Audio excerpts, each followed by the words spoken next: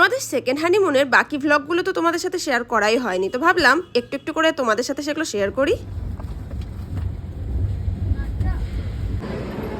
দিল্লি স্টেশনে এসে গেছি, তাই সব ঠিক করছি,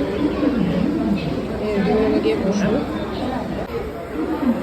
এই যে এই জায়গাটা 160 টাকা দিয়ে এখানে এন্ট্রি করতে হলো। এখানে খাবার দাবারেরও জায়গা আছে, বাইরে থেকে খাবার অ্যালাউ করবে না, এখান থেকে খাবার নিয়ে খেতে হবে। এখন আমাদেরকে 4 ঘন্টা মতো ওয়েট করতে হবে। আর বলো না, 4 ঘন্টা ধরে বসে বসে না জাস্ট বোর হয়ে গেছিলাম আমরা দুজনে। ঘুরতে যেতে তো হেভি লাগে, কিন্তু এই জার্নিটা ধুর বিরক্তিকর।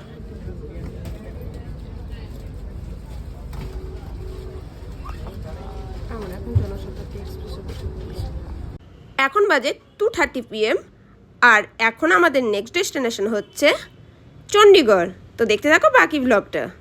এখন বাজছে 7:10 বাকি, আমরা নেমে পড়েছি চণ্ডীগড়। এখন আমাদের 3-4 ঘন্টা কার জার্নি বাকি আছে। বউয়ের ল্যাগেজ বইতে বইতে হাঁপিয়ে গেছে, যা ড্রেস নিয়েছে বউ। কথা হচ্ছে সন্ধ্যে 7টাকে বিকাল 5টা মতো লাগছে কেন মন্টু? হ্যাঁ তুই বল। এইটা আমাদের গাড়ি, লাগেজ ভরা হচ্ছে।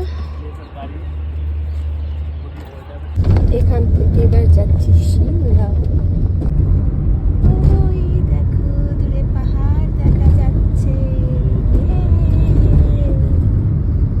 আমি পাক্কা 17 বছর পরে পাহাড় দেখছি।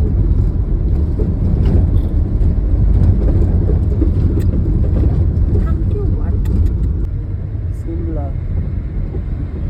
हिमाचल एंट्री हो गया ना, हिमाचल में। আচ্ছা, এখানে আমরা একটু দাঁড়িয়ে আছি, আমি আমার বর। একটু আগে কি হলো মন্টু? আমার কি হলো? আমার কিছু না, আমি আর আমার বর বুঝে যাও পুরো কেলিয়ে গেছি। আমার বাড়ি যাবো, আমার ইচ্ছে করছে না। আমার শখ মিটে গেছে পাহাড় দেখার, ইচ্ছে করছে না আমার, আমি বাড়ি যাবো। কালকে আবার বেরোতে হবে। তুই ক্যারি প্যাকেট জোগাড় কর মন্টু, এখান থেকে ক্যারি প্যাকেট জোগাড় কর, প্রচুর দরকার। ওই আসল জিনিসটাই আমাদের আনা হয়নি। চ ক্যারি প্যাকেট নিয়ে আসি, বমি করবো বলে। হ্যাঁ নে নে নে চ। ও বাই দ্য ওয়ে, এখন কিন্তু অলরেডি শীত করতে আরম্ভ করেছে।